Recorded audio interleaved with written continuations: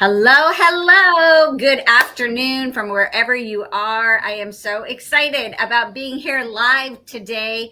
Again, it's been a long time since we've done a lifestyle show. And yes, I know we need to get back to doing more of these. So we will. And I'm excited to do that. But I'm especially excited for today.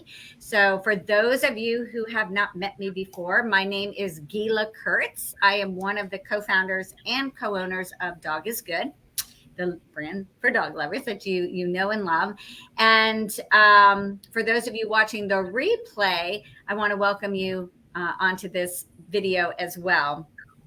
And as those of you are popping in, I want to encourage you to share this out, because I myself have done some work doing reading with dogs with children, and it is so transformative. I can't even begin to tell you. So I'm really excited to share our guests today. They all three have there's a lot of overlap in terms of obviously their mission and their goals, but they're also different and unique in the same way. And given that this is National Reading Month and people are picking up books and doing more, we just want to create awareness for that. And so I'm really excited for this conversation today. And in honor of the conversation, I am sporting our brand new Never Read Alone design. And let me tell you something, I will share this, a little shameless plug on this.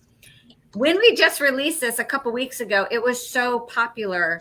I figured it would be, but I didn't realize the extent to which it would be. So floods of requests for other styles. And so, yes, we will be bringing in some t-shirts for youth and some t-shirts for unisex style, so the men can sport their shirts as well, but also women who don't like a women's v-neck cut, and also for kids I just mentioned, but also a book bag. Like, that makes perfect sense. So all of these things you can look forward to seeing on the Dog is Good website, and this will be something that can support these organizations as well. So anyway, again, I'm Gila, and I'm very excited about our conversation today, which is all about the impact that dogs have when you bring them into the world of reading, in particular reading to kids.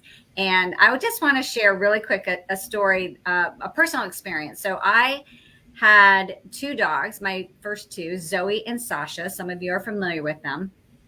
And when my daughter was in second grade, we had moved, as we did many a times, being a military family, we had moved to the Northwest. And the school there, the teacher, her teacher, realized that I had these great dogs. We were in a conversation. She said, "Hey, you should bring them to read sometime." And I was like, "Oh, I didn't know I could do that. I would be happy to do that." And so one of my dogs, Sasha, who is the sweet little angel that she is, she became the reading dog for this second grade class. Well, then other classrooms decided, well, gosh, they wanted to have a dog too. So, I mean, it wasn't like there was a program or anything, but I would go and volunteer, and I would bring Sasha. And what started to occur to me was how the kids not only responded to her, but more importantly, how much they wanted to earn the right to come out of the classroom so they could read to her. And so over a period of like 5-6 months, we started to see where there was a lot of behavior transformation that was occurring in the classroom, and their reading levels were accelerating. And so this does not go unnoticed, at least to me, that there is so much power. I already know, dogs do change the way we see the world, but so much power in what dogs can do. And so anyway, as you are popping in, we would love to say hello to you. So please put your name in the chat. Let us know where you are from. Please feel free to pop questions into the chat, or give these ladies lots of love and lots of hearts, because they are doing some pretty incredible work. So with that, I want to take a moment to introduce all three, and then we're going to dive in first. I'm going to introduce you personally, and then I'm going to circle back so that you can share a little bit of information about your organization, so everybody is clear on that. So with us today, I'm not going to say your last names, ladies. I've had my first name butchered my entire life. So as I'm looking, I'm like, I should have asked, but I'm just going to say we have Gina from Pets on Wheels. She's the executive director in Maryland. And Chloe, who is from CHOC Children's Hospital here in my own backyard, an incredible hospital for children, and Savannah from Florida, the Jacksonville Humane Society. So I will start with you, Gina. Could you tell us a little bit about Pets on Wheels, what your mission is? Absolutely. Thanks for having us. We are so thrilled to be part of this. I think all of our volunteers have at least one dog is good product Oh, because good. they're fabulous. Pets on Wheels is a therapy pet organization, and our mission is to share love to help lick stress and loneliness. One of our most popular programs is our Pause to Read program and our Reading Tales program. We work in both schools and libraries, and I've got some great stories to share about Dennis, who is our fabulous featured dog, and the program in general. We see such changes just as you saw. We've seen increases of 30% in literacy with students that we work with. And we're honored to be working with such great organizations. A lot of our pets, our therapy pets, come from rescues, and our rescue dogs are much loved. And we work in a lot of hospitals. So we know the power that therapy pets and reading programs particularly can have. I love that, Gina. Thank you so much. Okay, Chloe, tell us a little bit about CHOC. Hi, Gila. Thank you so much for having us. I am Chloe Kreekak. I'm a child life specialist here at CHOC. I've been here for about 12 years. And I worked on a couple different units in our hospital, including our mental health inpatient center. But now my new role is our new inpatient resident dog handler. And so last August, we have a brand new program here at CHOC. And it's been in the works for several years, but we were finally able to make it happen through some of our very generous donors. But we now have not one, but two resident dogs that are working here at CHOC. So we have had a long-standing, beloved pet therapy program who are Pets of Volunteers that you were referring to, Gina. And they've been coming weekly for years at our hospital, and they are just so loved by our patients and families. But now we have, in addition to that, we have our brand new resident dogs. And so I will introduce one of them to you. This is, I'll go this way. This is Lois. Oh, Lois. She's earned herself a nice nap today. We've been seeing patients all morning. But unlike our pet therapy dogs, our resident dogs are trained for more goal-directed work. And so it's basically pairing her skills as a service dog with my skills as a child life specialist to really help prepare kids for what they're about to do and prepare them for the long journeys that they have ahead of them with treatment. And so we do a lot of support through medical procedures, through play, normalization, helping kids understand what's happening to them so that they can cope through that. So I get to see the more of the emotional aspect that books and reading have on these kids. And so Lois and I do a lot of bedside reading at the bedside and use books in that way. So I'm excited to tell you guys more about what we're doing. Thank you for having me. Oh my gosh, I love that. And okay, ladies, I just have to say, first off, I love the names of the dogs, Dennis and Lois. That's so incredible. And Chloe, as I was looking at Lois in the background, because many people who are viewers of Dog is Good know that we have our yellow lab. She was supposed to have been a guide dog, but got career change, which I'm no complaints. She ended up exactly where she needed to be. But nonetheless, seeing her there reminds me of what I just left at home, because that's exactly what my lab looks exactly like Lois. Oh. So anyway, and on to Savannah with the Jacksonville Humane Society, who has a different twist on the reading program, but just as valuable too. So Savannah, could you share with us a little bit about what your organization does? Yeah, absolutely. And I apologize in advance if you guys hear any dogs barking in the background. We are in an animal shelter. We're the Jacksonville Humane Society. We are a private, nonprofit, no-kill shelter in Jacksonville, Florida. We've been around since 1885. We do pet adoptions, of course. That's probably what we're most known for. But we also offer a lot of pet retention resources and services to help the community. Our goal is really to keep pets out of shelters if possible. So if anyone comes to us in need, maybe they've lost their job, maybe they're going through some sort of crisis or are facing an emergency, we can often help them keep their pets with them instead of surrendering them to the shelter. So we offer resources like a free pet food bank every week, emergency boarding. We can help out with medical care and things like that as well. So even though, we do pet adoptions, and we're most known as an animal shelter where people can come and find new family members, we do a lot here to help people as well. And I always love sharing that. And we do have a reading program here at the shelter. It's called Positive Reading. We've been doing this for several years now, made possible thanks to a grant from the Jim Moran Foundation. And this is a children's volunteer program, essentially for kids under 16. They can come out and spend time volunteering to read out loud to the dogs and the cats in the shelter. And it's such an incredible program because it's a great setting for the kids to work on their literacy skills. There are hundreds of different animals here that they can read to. And as we've already talked about, reading to animals can really help build literacy skills in kids. So there's that side of things with the children benefiting. But then it's also an incredible form of enrichment for all of the pets in the shelter. Shelters can be very stressful, very scary places for pets. And studies have shown that listening to people reading out loud lowers stress levels in animals. So all of the dogs and cats here are really benefiting, as well as the kids.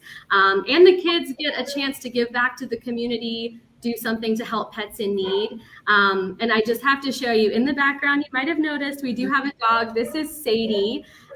So we care for almost 9,000 dogs and cats every year. And Sadie is just one of the thousands of pets that we help here at the Jacksonville Humane Society. She's been waiting for about a month to find a new home, and she's absolutely perfect. You can see she's getting some cuddles over there. She'll probably walk over here eventually. But Sadie is a great dog. We also use her with our other educational programs. We do camps and things like that, and she's been a part of those. And then I did have to share as well that last year we launched an outreach program. So we are now venturing out into the community and taking our educational programs on the road, and that includes positive reading.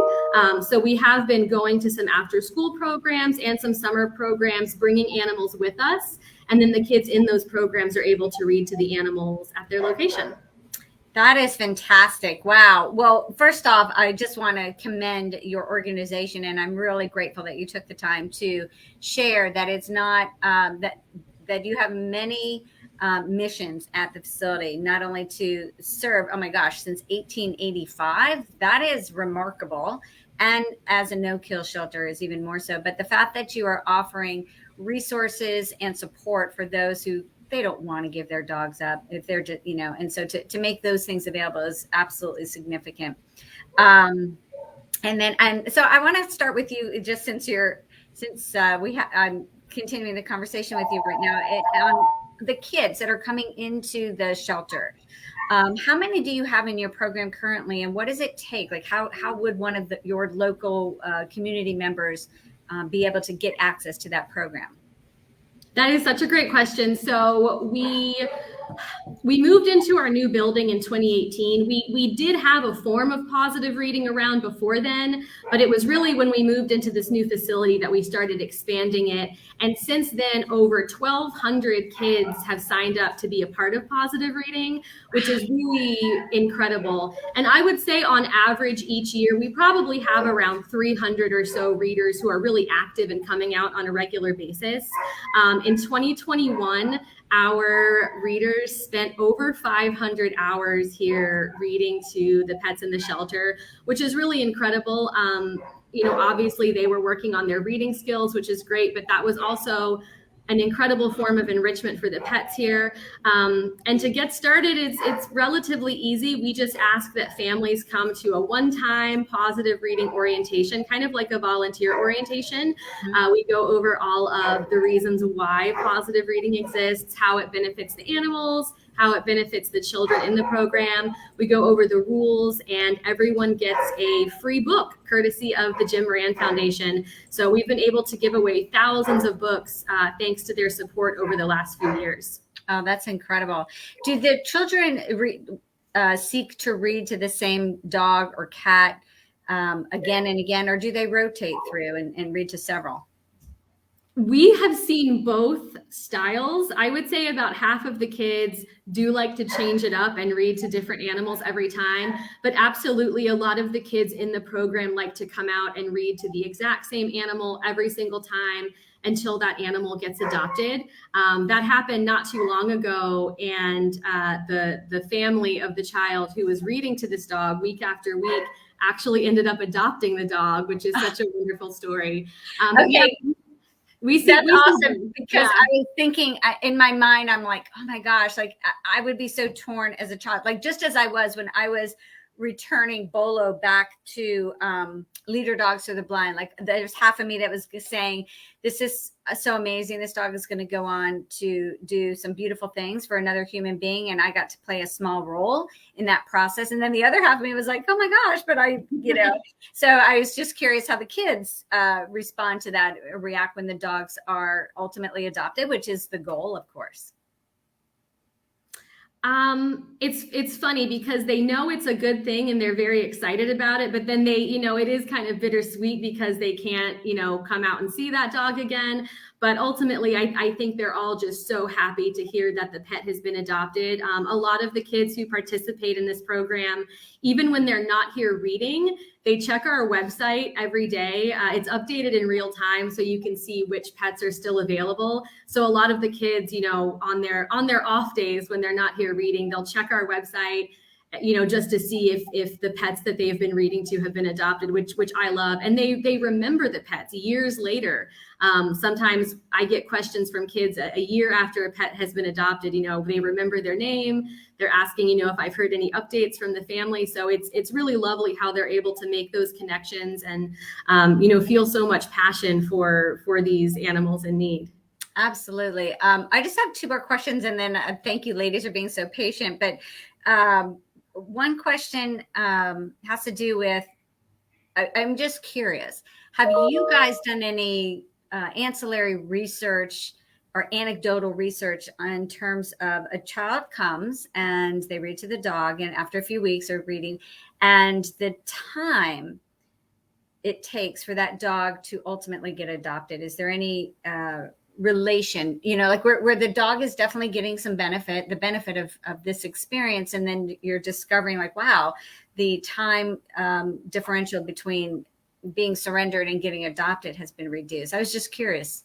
That is the most incredible question ever, and we haven't done any research on that. I would love to. It's kind of tricky because the way positive reading works is anyone who's in the program can come anytime we're open and just sign in and sign out at the front desk to read.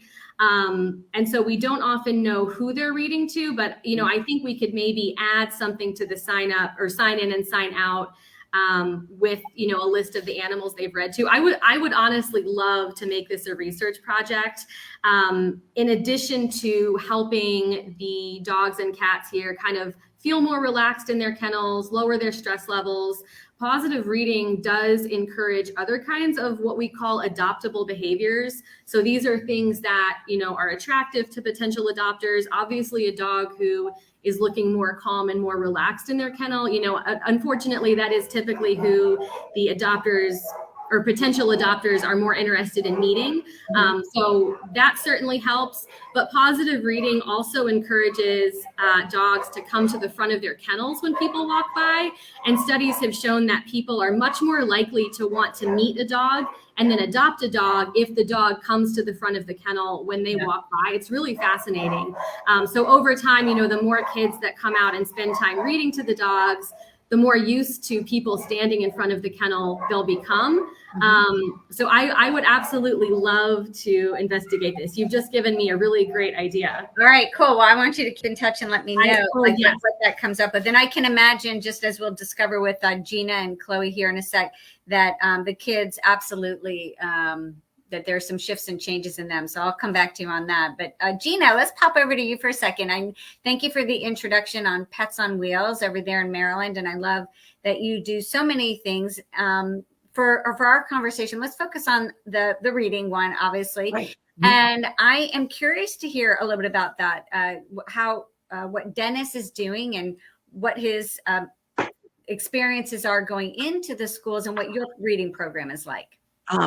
Dennis is a hoot.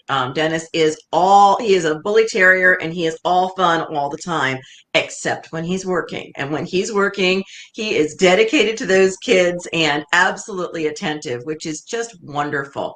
Pets on Wheels currently works with 56 libraries, so we've got a pretty big program that we go and read to, and we keep getting invited to more and more libraries and schools because the program works. Typically, the way it works is that a library puts up a sign up, and families will sign up. Most of our volunteers end up staying a little bit later because we'll always have somebody who walks in who wants to read, or there's a kid who's struggling, and it just makes it a little easier. We try to keep the parents at a little bit of a distance from the kids when they read to our pets, which is a little different than some programs. And we do that very deliberately. Our program was developed with librarians and with some educators. And what we found was it's the non-judgmental aspect of reading to a pet is what makes it so successful and so interesting for the kids. Instead of reading being something that you have to do because it's assigned, or mom is going to lean over my shoulder and point at a picture and say, well, sound out that word. What is it? Dennis really doesn't care if you make the story up as you go along. He just wants to hear you talk to him. And that's what all of our pets do. And that's what makes it so special. So the kids find this audience who isn't going to criticize. They're not going to tell them they're doing it wrong, and they're going to be really super attentive. Or some of our therapy pets will get so comfortable they'll go to sleep. And we always tell the kids if they've done that, they're really successful because they've made them very, very comfortable. So the kids feel really proud about doing this. Dennis has a favorite series, and that is the Pig and Gerald series. He's most fond of Gerald the elephant, and he really, really likes it if the kids make trunk motions or if they squeal like the pig. So that's his personal favorite. And we tell the kids, this works because that's a series. So then the kids may want to go and find the other book. And what we find happening a lot of times is that kids who were reluctant readers will want to get a book in advance and practice that book before they come back to their next meeting to read to Dennis or one of our therapy pets. We had one mom who wrote me a note who said, I don't know what your dog did. And I'm thinking, oh no, what's going wrong? Oh no, it's never what you want to see as an opening line. But it really was, because she went on to say, I have struggled for 4 years to get my daughter to read a book. And last night she asked if we could go to the library and get a new book because she wanted to practice for her upcoming reading on Saturday. Oh my goodness. And it was amazing. Yes. We also see for kids who struggle with language, reading to the dogs is incredibly powerful. Linda tells a great story with her and Dennis that there was a child who came in who had some significant disabilities, including a very, very significant stutter. And it was really hard for him to communicate, and he was a little bit withdrawn. And he started reading to Dennis, and he started stuttering a lot less. Mm-hmm. And eventually, by the time their session was finished, the child was very comfortable and speaking absolutely fluently because of the absolute lack of pressure. So I say, people ask me what I do sometimes, and I tell them that I help make miracles happen. And that's kind of what we do. Yeah. That is so powerful. And this is my favorite part of this kind of conversation, in that the role that dogs play in our lives is so significant. Yes. It truly is magical. But when you think about it, and per what you just shared, this is a challenge I feel that many kids face, particularly today, more so than, certainly when we were growing up, even when my own daughter was growing up, she's in her 20s now.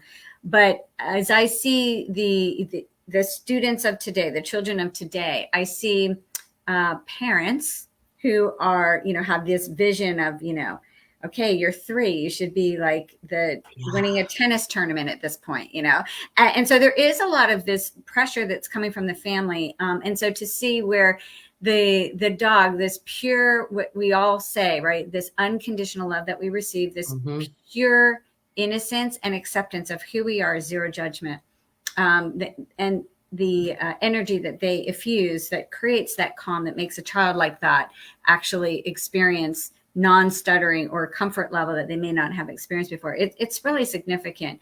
I was curious, do most of the kids that participate in these reading programs with Dennis, do they not have dogs of their own? Gila, it varies. Some of them have dogs at home and they like to tell Dennis all about their dogs, and sometimes they bring in pictures. Many of them do not. Sometimes there's a sibling who may be allergic, or there's a family reason. We actually had one family that had a dog at home, and after seeing their child in the reading program, they ended up becoming a volunteer team with us because they realized how much their pet could give. Many of them, I think the families don't even necessarily think about spending that kind of time. And I think you're right, Gila. It's about that structure, that there's so much structured family time. You should go outside to play with your dog, or you should take your dog for a walk. And the idea of just having that moment for the kids to sit on the bed or sit on the floor and pick up that book and not correct them as they read, just let them turn the pages, make up the story, or find their way through it. It's that downtime that we give that to them because they're coming to a program which satisfies the parental need to be doing something, but it allows that unstructured love that the kids can thrive on. Yeah. Well, and, as a trainer myself, noting that sometimes it's families are challenged to have the children create a different level of bonding with their family dog. And this does give opportunity where the dog can learn to relax too in the home and be relaxed, and allow the child to get into that reading component.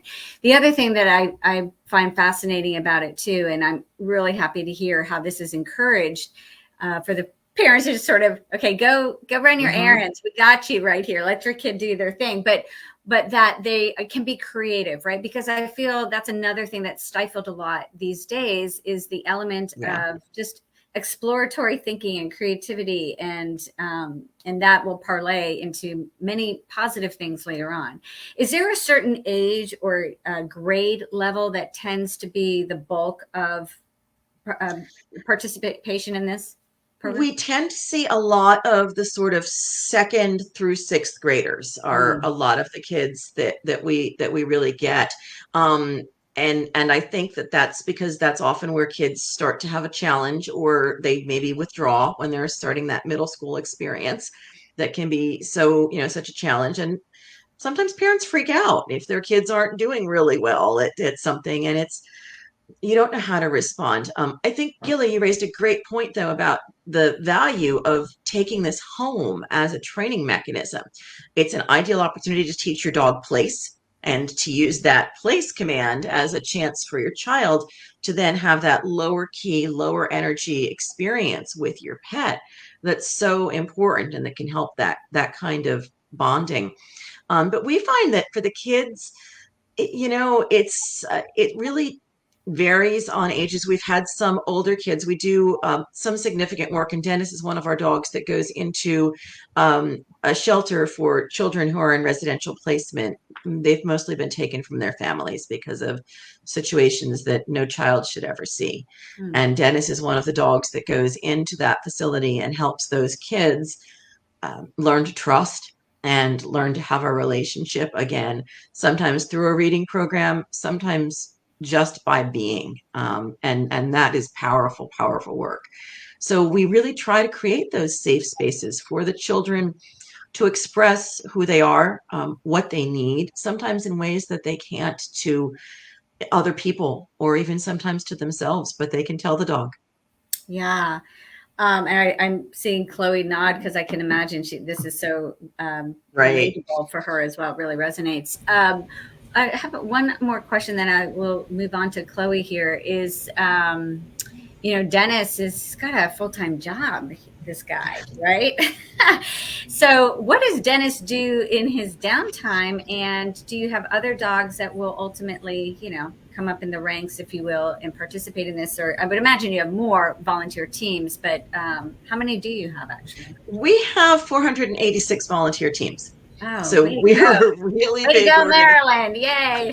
We're one of the larger organizations. We are celebrating our 40th anniversary this year. So we are a very old, very well established, very large organization. Pre-pandemic, we would average about 12,000 volunteer hours a year. So we've got a lot of teams on the ground. So yeah, it's hard work, as I'm sure Chloe will talk about with their in-house dog who's napping in the background. And that's something to recognize is therapy work is work. It's work for the pets and it's work for the people. The dogs love it. There is no doubt. Many people have a special vest or a special leash or something that they use. And those dogs, the instant they see that, they snap in and they are ready to go. And they have an instinct.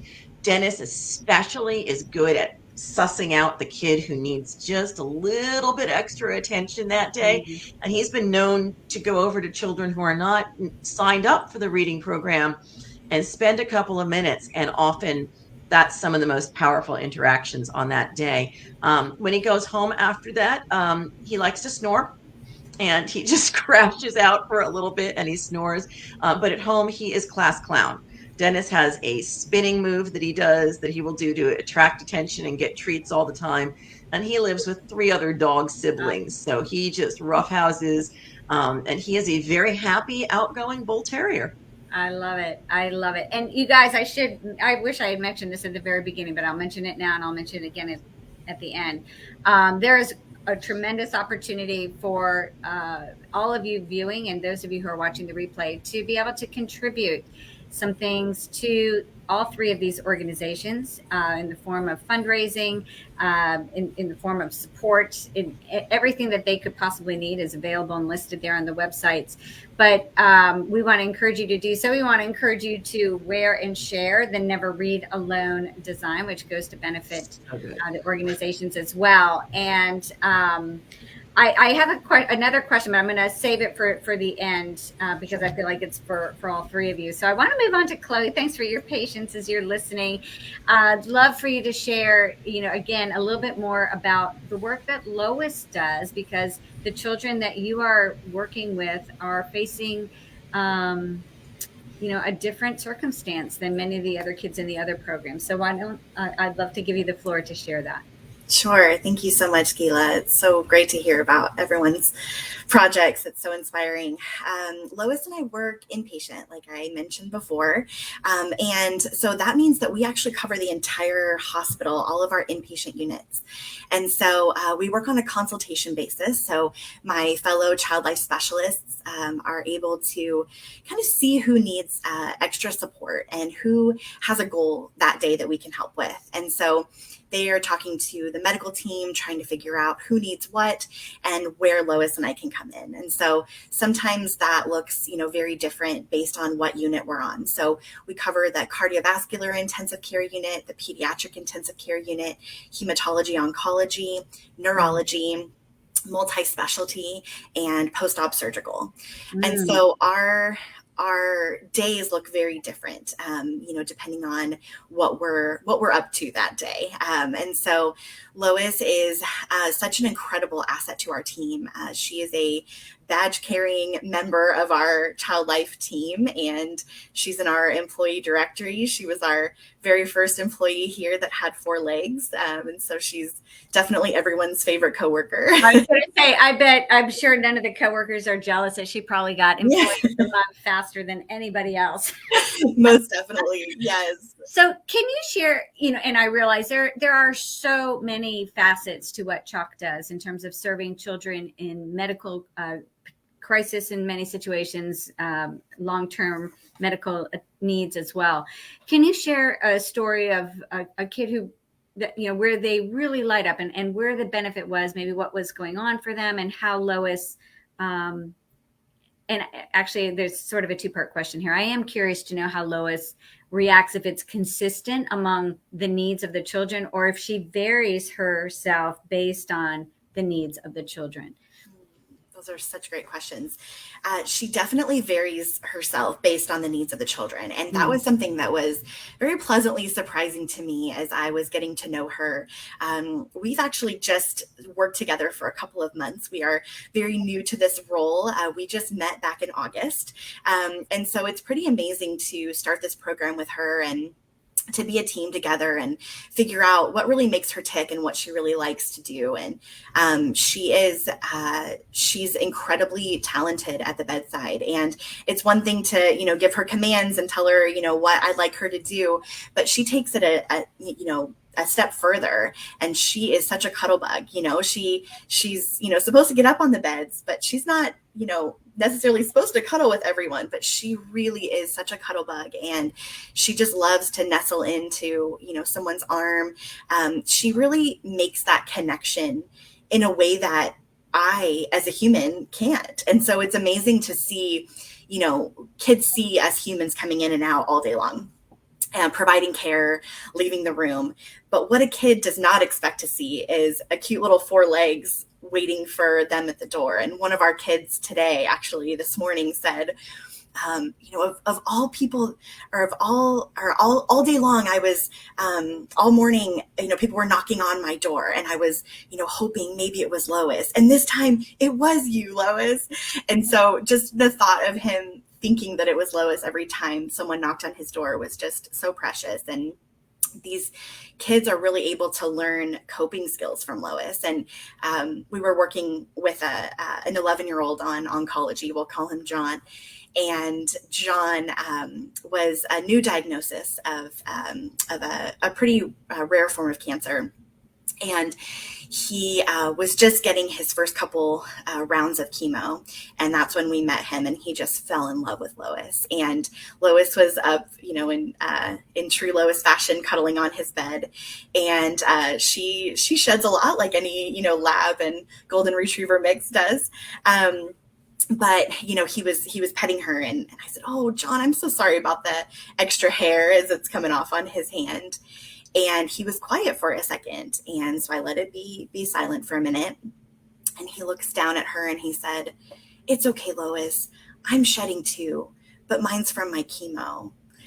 And it was the most beautiful moment, because in that moment I had to choke back tears, because I realized that Lois was able to connect to this patient in a way that I was not able to.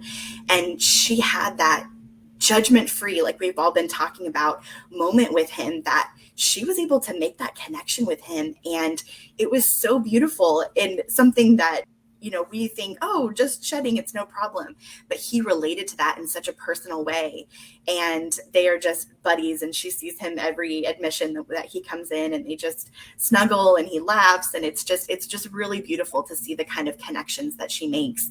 And, talking about, different books and everything, we have amazing school teachers here at CHOC that really encourage literacy and promote that aspect, which are incredible. And something that's not in my wheelhouse. But how I use books is to really build rapport with patients, and to educate patients on their medical diagnoses. So we have different books for different diagnoses that Lois and I read to patients, or that patients read to Lois, and they're able to really personify her. It's really making a connection with Lois. And one of Lois's favorite books is it's called Raising a Hero. And it's from the same author of If You Give a Mouse a Cookie. Oh, I love it. It's beautiful. And it's actually from, we got it from our amazing organization that trained Lois, Canine Companions for Independence, which I cannot say enough wonderful things about. And so we carry that book with us at all times in our backpack of things. And so we'll take it out and read to kids and talk about how Lois got here and what she does and what her role is. And kids are very fascinated by working dogs, and it's amazing to build that connection. And just to personify Lois in a way that, it's all about what we do with these dogs, right? So it's all about the interventions that we are doing with them. And it's powerful just having Lois be on the bed, but to take it one step further and to level up and have that, make that connection, a lot of our kids feel so out of control here at the hospital. We've taken every bit of control away from them. They don't have any more privacy. They're told when to eat and when to sleep and what meds to take. And it's just very, very hard for them because things are happening to them and they don't feel like they have control over any situation. And so Lois comes in and suddenly they're able to master something and to play through something and to play through a particular, tough experience. We do a lot of medical play, and Lois is a giant medical play doll where I carry a doctor's kit with me, and suddenly the patient is the doctor or the nurse, and they're checking Lois's blood pressure and taking her temperature, and even for very young patients, it can be really tough. It's uncomfortable. It's hard for us as adults, but these kids really connect to her, and suddenly, the little kid that was having a hard time with his vital signs is now doing it on Lois at the same time, and it becomes less scary. So amazing. I mean, each one of your organizations I feel like I just want to cry. Sorry. Of course, yes, I'm so moved by what you just shared because of the way in all of your organizations, in the way that we as adults, we get it. We have a different cognitive level of understanding, and children at an emotional level are experiencing something that we sometimes just sort of brush off as adults, right? We aren't paying attention, and they are connecting that level in a way, as you eloquently shared, we have difficulty doing, particularly in your situation. You got your scrubs on, you got your medical stuff in there, and can be a scary environment for them. So for the kids to have access to that is amazing. And so wouldn't it be phenomenal if there were, as far as the shelter goes, the shelter was empty and the kids couldn't come there. They'd have to go someplace else to read, but it's not. That's just the reality of life. But that these relationships can be fostered, and they're mutually beneficial, the impact that each has on the other.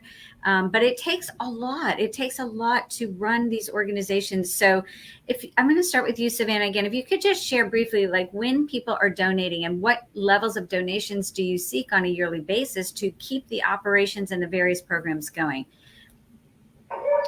Thanks. That's a great question. Yeah. Like I mentioned, we are caring for close to 9,000 pets every year. And in addition to that, we are offering all sorts of pet help, pet retention services and resources.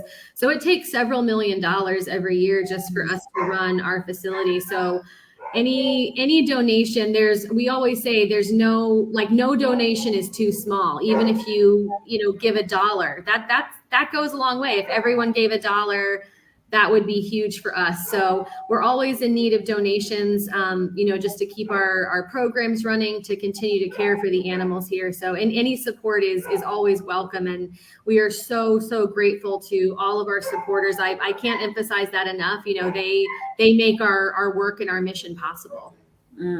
Fantastic. How about you, Gina?